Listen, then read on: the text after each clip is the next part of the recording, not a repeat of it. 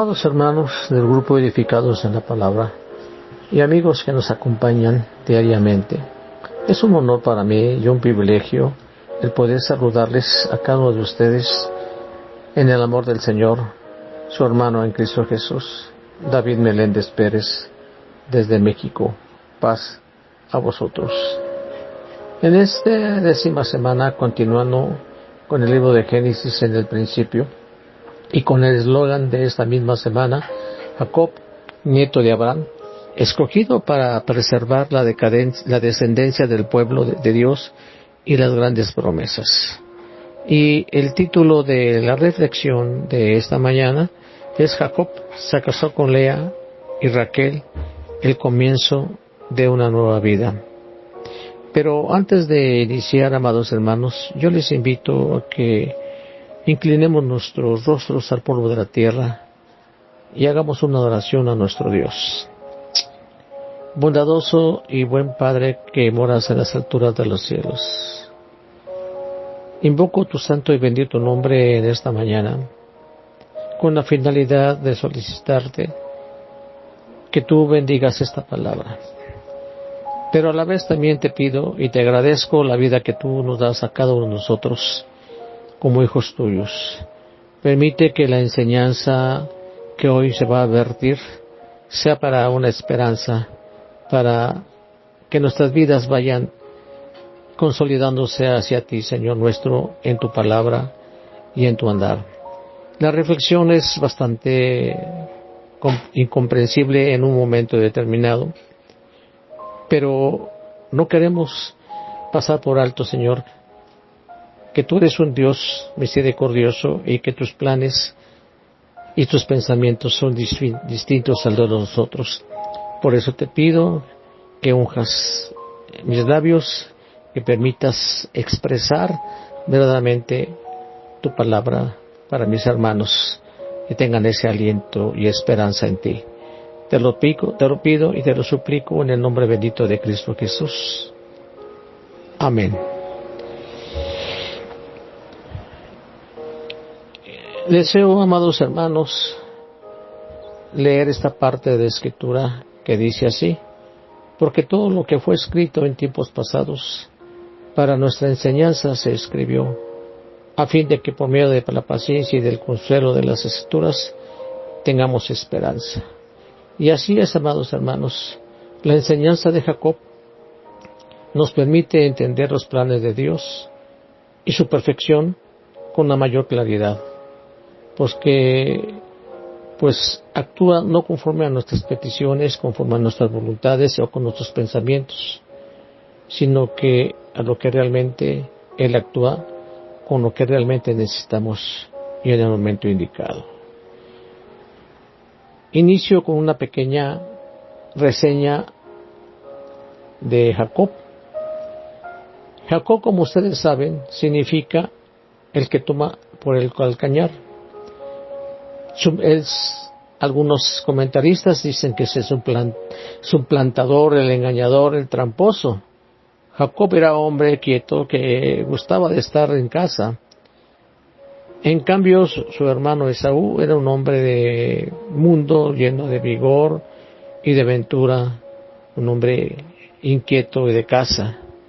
Jacob fue un hijo amado y consentido, hasta el extremo que cuando su madre le pidió que actuase de forma deshonesta, accedió a hacerlo y robó a su hermano el derecho a la primogenitura, de acuerdo a Génesis 27. Jacob era bastante engreído, orgulloso de su inteligencia, había vivido de su ingenio y practicando el engaño, utilizando métodos dudosos para lograr sus propósitos.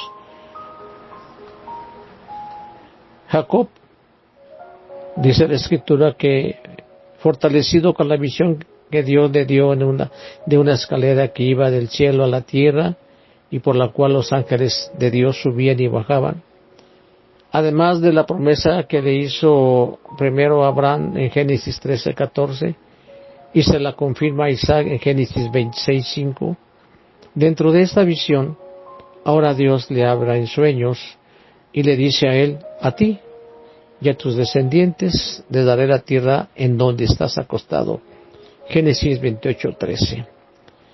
Jacob tenía que encontrarse con Dios, amados hermanos, y tomar decisiones por sí mismo, pero desafortunadamente Jacob necesitó más de 20 años para llegar al lugar de entrega a Dios. ¿Y cuán caro pagó por su incredulidad y su rebelión? Amados hermanos, con relación con este capítulo, creo yo conveniente mencionar lo que el apóstol Pablo escribió en su carta a los Gálatas. Dice: no os dejéis engañar, de Dios nadie se burla, pues todo lo que el hombre siembre, eso también segará. Porque el que siembra para su propia carne, de la carne segará corrupción, pero el que siembra para el Espíritu, del Espíritu segará vida eterna. Capítulo 6, versos 7 y 8. Quizás alguno de ustedes ha escuchado este dicho, porque al leer este texto puede decir: el que la hace la paga, o todo se paga en esta vida tarde o temprano. Pero no es así, amados hermanos. Una cosa es lo que pensemos como seres humanos y otra cosa es lo que Dios tiene como su propósito.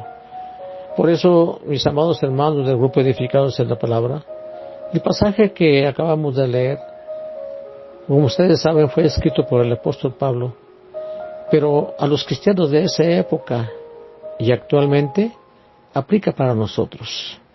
El texto expresa una ley universal de Dios para todos los tiempos, aplicable en el mundo y a las relaciones humanas de cualquier área de la vida y a las relaciones entre los seres humanos y Dios.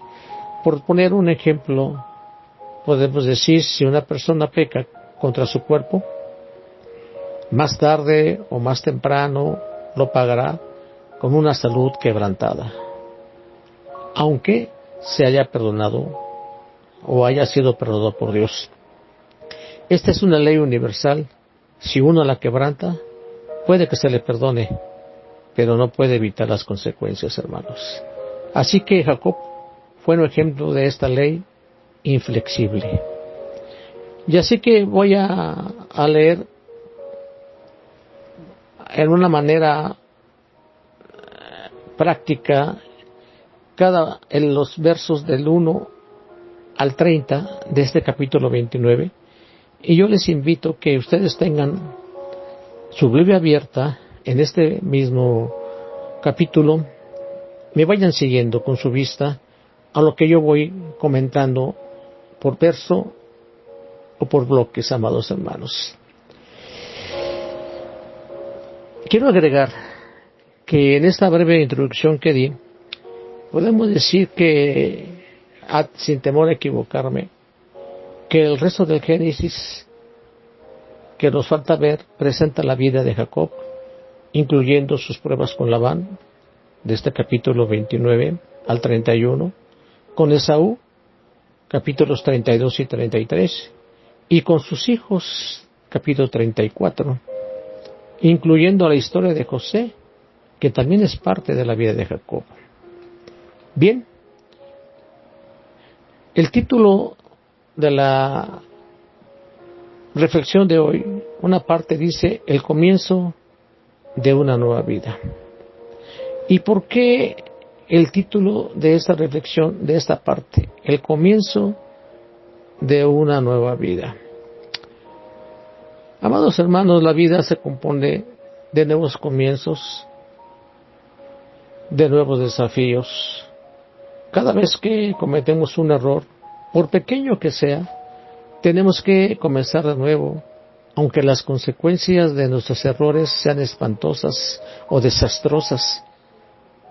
Nos damos cada uno una nueva oportunidad de comenzar de nuevo, pero ahora con ayuda de Dios, si somos sensatos y responsables de haber aprendido de nuestros errores, porque hay quien no lo piensa y no reconoce que sin Dios no se puede hacer nada. Jacob había fracasado completamente. Había engañado a su padre, a su hermano para robar su bendición y su herencia. Tuvo que huir para salvar su vida, porque su hermano lo había amenazado de muerte en cuanto su padre muriera. A Jacob, o más bien dicho, Jacob perdió su casa, perdió familia, amigos y todo lo que él poseía. Anduvo solo, viviendo con temor y principalmente separado de Dios. En el verso 1 de este capítulo 29, inicia: Jacob siguió su camino y se fue a la tierra de los del oriente. Algunas versiones dice: Jacob levantó sus pies. Y en hebreo la idea es de que pies felices y contentos. Quiere decir que a Jacob, cuando se dirigía a Harán, lo hizo con ese entusiasmo, caminó con sus pies felices y contentos. Después de haber tenido la visión de Dios y oír la promesa de Dios para con él, y él mismo hizo un voto a Dios: si Dios me acompaña y me cuida en este viaje que estoy haciendo, si me da qué comer y con qué vestirme, y si regreso sano y salvo a la casa de mi padre, entonces el Señor será mi Dios. Génesis 28:20. Jacob siguió su camino con ese entusiasmo, como dice el texto. Así que, hermanos, es importante hacer notar que Jacob no era ya un joven cuando salió en esta aventura que iniciaba. Él tenía por lo menos 77 años de edad, hermanos. Jacob tenía ya 130 años cuando fue a Egipto, de acuerdo a Génesis 47:9, y cuando nació José él tenía 91 años, según Génesis 30:25. Es decir, podemos decir que ya era un hombre adulto y maduro, entrada a una edad bastante avanzada para nuestro tiempo. Jacob, el engañador, busca cumplir la promesa de Dios, pero no busca, o la busca, mejor dicho, sin la dirección de Dios, el no tener muchos descendientes a través de su propio ingenio. A diferencia de Abraham, que busca esposa para Isaac, ahí todos los involucrados buscan, mediante la oración, la dirección de Dios. Génesis 24:7, 12:14, 21 al 27. No obstante de todo esto, mis amados hermanos, Dios sí está presente, y la promesa de Jacob será cumplida conforme a lo que dijo Dios. Génesis 28 del 13 al 15. Jacob continuó su viaje muy distinto como le había hecho el siervo de su abuelo Abraham, con gran acompañamiento de siervos y camellos. Génesis 24:15. Él viaja solo, desconcertado y espantado, temeroso. En su viaje llega a un pozo en la región de Harán, lugar de reunión de pastores y rebaños. Al llegar se encontró con Raquel, la sobrina de su madre, en circunstancias que recuerdan el encuentro del fiel mayordomo de Abraham con Rebeca, la esposa de su padre, en la misma zona casi 100 años antes. Eso lo puede ver usted en Génesis 24, 10, 28. El pozo, de acuerdo a la escritura, estaba al ras del suelo, cubierto con una gran piedra que solo se quitaba para abrevar a los rebaños. Los pastores que estaban esperando que se abriera el pozo, solo tenían que esperar a que estuviera reunido a la hora y que estuvieran todos los rebaños de la localidad, según el verso 8.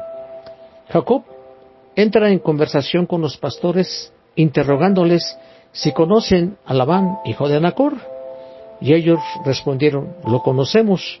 Precisamente ahora aparece una hija suya llamada Raquel, que avanza conduciendo sus rebaños. Esto lo vemos en el verso 6. Podemos admitir o suponer la emoción de Jacob al ver ante sí a su prima, al punto que se ofrece para remover la piedra que cubría el pozo, para que sus ganados fueran los primeros en ser abravados. Verso 10. Abraza efusivamente y besa a su pariente y se echa a llorar de emoción, declarando su origen familiar.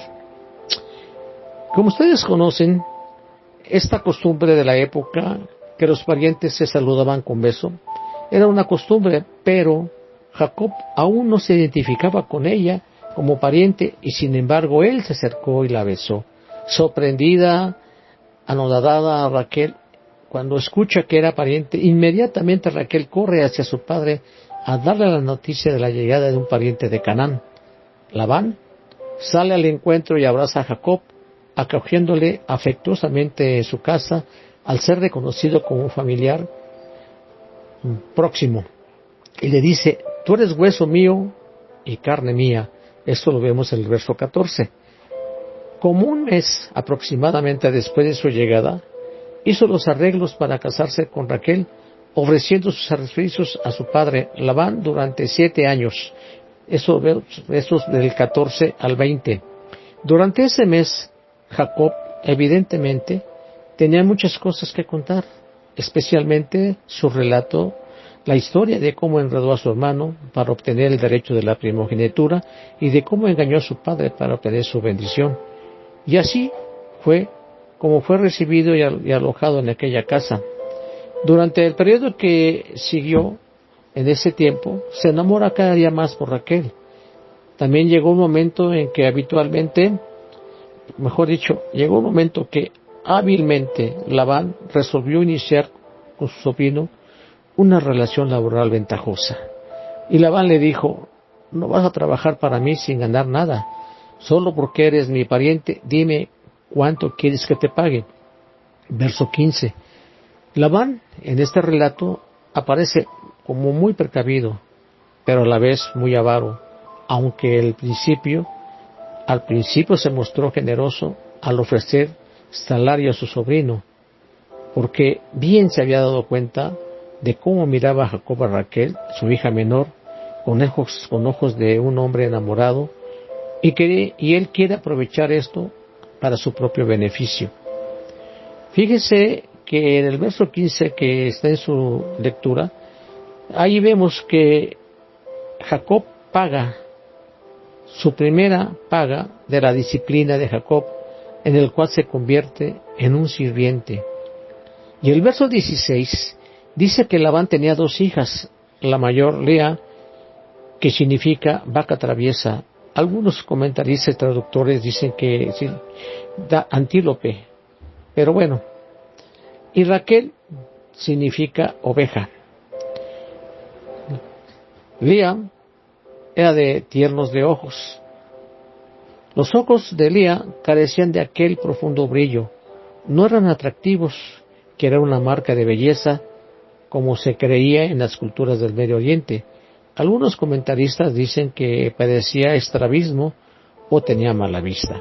En cambio, su hermana Raquel era esbelta y hermosa. Verso 17. Jacob acordó servir a Labán 7 años, ya que no tenía dinero para dar dote, o el muajar que ellos llaman ahí. Labán acepta el acuerdo, pues resulta mejor, en su pensamiento de Labán, un mejor negocio al no tener que darle salario, solo casa y disimula esta avaricia con el pretexto de que es preferible dar su hija a uno de la familia, porque Labán sabía que Jacob heredaría una significativa fortuna de su padre Isaac. Jacob, amados hermanos, acepta, pues considera el trabajo aguantable. Ustedes saben, Jacob no era perezoso, pero no estaba acostumbrado al trabajo duro. Este trabajo lo hacían sus sirvientes en su casa, pero ahora Jacob no estaba en su casa, ahora él era el sirviente, y con ese esmero y entusiasmo al saber que al fin iba a conseguir a su amada Raquel, y como siempre, como dice esta parte, cuando hay amor, el tiempo y el trabajo pasaron rápidamente. Para Jacob, como él dijo, le parecieron días, según el verso 20. Amados hermanos, Jacob estaba dispuesto a esperar 7 años por Raquel, porque se había enamorado a la primera vista de él o de ella. ¿Cuántos jóvenes podríamos ver de nuestra iglesia que no tienen claro este principio? El verdadero amor espera. Esta es una lección grande que vale la pena platicarlo como padres con nuestros hijos e hijas, con nuestros adolescentes y jóvenes y señoritas en la iglesia. Comentar que una pareja de enamorados no se debiera apresurar al matrimonio. Plantarles que se aseguren completamente que se aman mutuamente, que son responsables del compromiso que van a adquirir y sobre todo que estén completamente seguros de proveer su hogar financieramente para no tener un fracaso. Asimismo, comentar que sean trabajadores tanto el hombre como la mujer, que se procuren mutuamente, que se ayuden ambos y que ambos construyan un hogar sano para tener hijos sanos y formar una familia sana ante la sociedad. Y todo esto, amados hermanos, en base a los principios que Dios da con el pacto del matrimonio. Tengan todos en alta estima el matrimonio y la fidelidad conyugal, porque Dios juzgará a los adúlteros y a todos los que cometen inmoralidades sexuales. Hebreos 13:4, versión internacional. Jacob esperó pacientemente esos años que le parecieron días. Al fin del plazo, Jacob reclama a su prometida y Labán accede, celebrando una gran fiesta que duraría una semana, invitando a familiares, amigos y vecinos como era la costumbre de la época. Ya de noche, Labán previamente había tramado engañar a Jacob. En lugar de entregar a Raquel, le entregó a Lea, cubierta con un velo. Jacob la recibe sin advertir el engaño, y una vez consumado el matrimonio, y a la luz de la mañana se da cuenta de que se le ha entregado a Lea, la hija mayor, la hija de Labán, y hace la protesta a su tío: ¿qué me has hecho? ¿Acaso no trabajé contigo para casarme con Raquel? ¿Por qué me has engañado? Génesis 29:25. Pero Jacob no insinúa devolverla, no hace un desprecio hacia ella. Quizás también interesaba, quizás ella estaba enamorada, pero no lo dice la palabra. Simplemente dice que Jacob esperó y no la devolvió. Le dice a Labán que no es costumbre entregar a la hija menor mientras no se haya casado la mayor.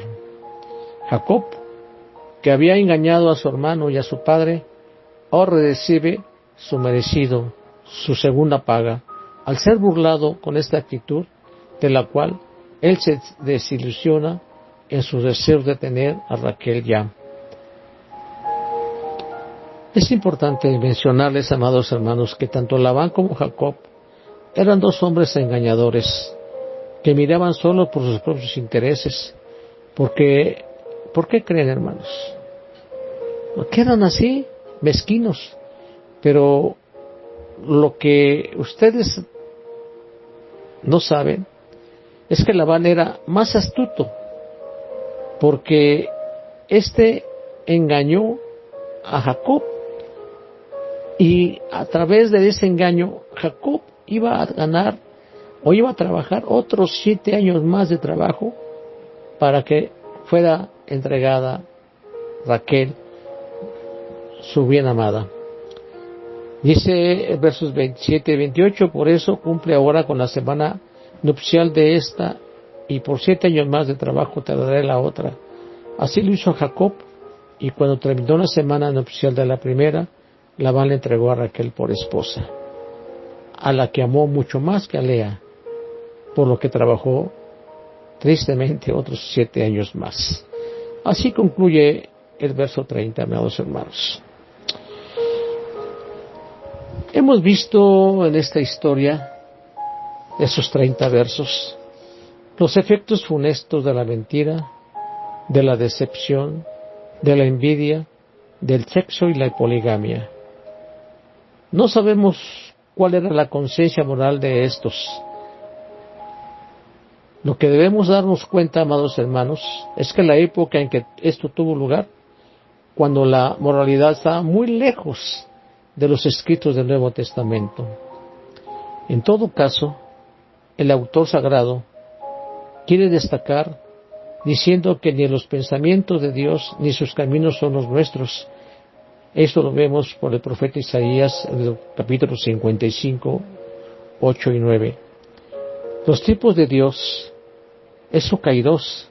No es igual el tiempo que los seres humanos o el nuestro. El nuestro es el cronos, que se mide por minutos, por segundos, por días, por semanas, por años, por écapos, por lustros. El tiempo de Dios no es así. El tiempo de Dios es el momento oportuno que Él actúa. Dios sabe que lo que nos trae el futuro y cuál es el momento perfecto para que sucedan todas las cosas que tanto anhelamos y que tanto necesitamos, mis hermanos. Señalar a Jacob como un engañador, como un alma perdida que anda en tinieblas, huyendo por su vida, lejos de la casa de su padre, con el peso del pecado, e ignorando que Dios está cerca y que Él quiere salvarle, y que pagó parte de sus actos con su tío Labán, que lo engañó con sus esposas, y muchas veces le cambió el salario. Y además, amados hermanos, los mismos hijos de Jacob un día matarían un cordero. Esto lo vemos en el Génesis 37-31, y pondrían su sangre en la túnica de José para engañar a su padre. Podremos preguntarnos, ¿cuántos Jacob hay entre nosotros así? Que nos engañamos primero a nosotros mismos, que engañamos a nuestra esposa e hijos, que engañamos o queremos engañar a Dios con promesas que no podemos cumplir. Y si hay que considerar también que si aceptamos a Jesús y creemos en la palabra de Dios, pero alguno de nosotros, mis hermanos, aún sigue llevando a una vida cargada del pecado del viejo hombre. Y el pecado es el que detiene a muchas personas y les impide venir a Dios, hermanos. El profeta dice, deje el malvado su camino, que se vuelva al Señor, a nuestro Dios, que es generoso para perdonar, y de Él recibirán misericordia. Isaías 55:7. Cuando una persona así lo hace, entonces estará lista para volverse a Dios. Aprendamos de esta historia, de este capítulo de Jacob, amados hermanos. La naturaleza del pecado es tal que ya sea que otros descubran nuestro pecado, o tu pecado, hermano, o no, tu pecado te alcanzará. No podemos huir de las consecuencias, amados hermanos. Como dice Números 32:28, y usted, que vuestro pecado, sabed que vuestro pecado os alcanzará. Y eso fue lo que le pasó a Jacob.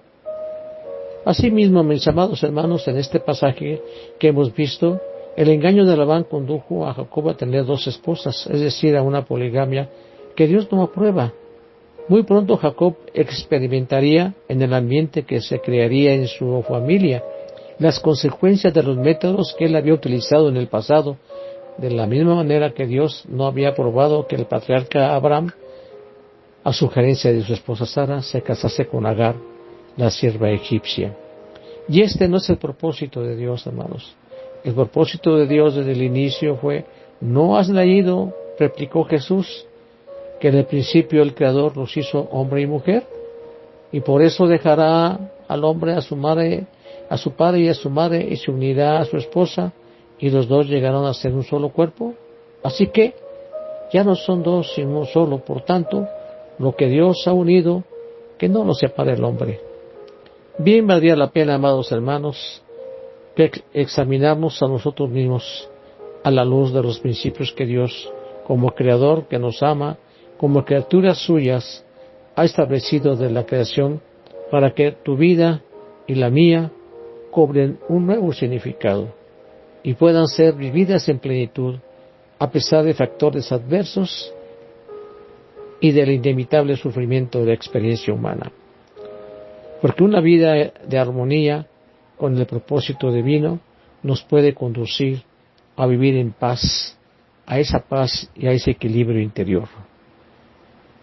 El salmista lo expresa así: me deleito en hacer tu voluntad. Dios mío, tu ley está dentro de mi corazón.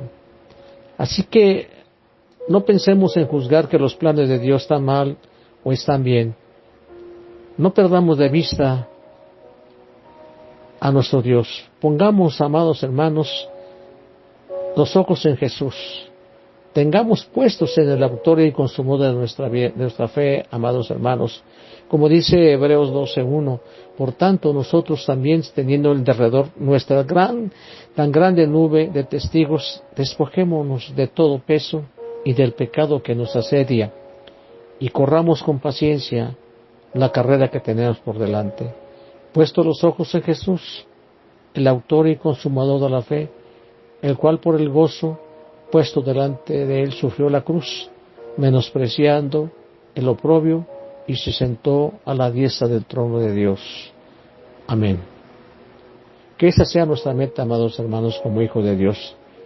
Como cristianos debemos correr como ese corredor que compite a la vista del público, y que ellos, los que ya han cumplido y los que han sido fieles en la fe y están durmiendo en el Señor esperando la corona de la vida, nos alienten a seguir en este camino. No juzguemos, simplemente actuemos y seamos capaces de aceptar a los destinos de nuestro Dios. Se despide de ustedes, mis amados hermanos, su hermano en Cristo Jesús, David Meléndez Pérez, desde México. Paz a vosotros.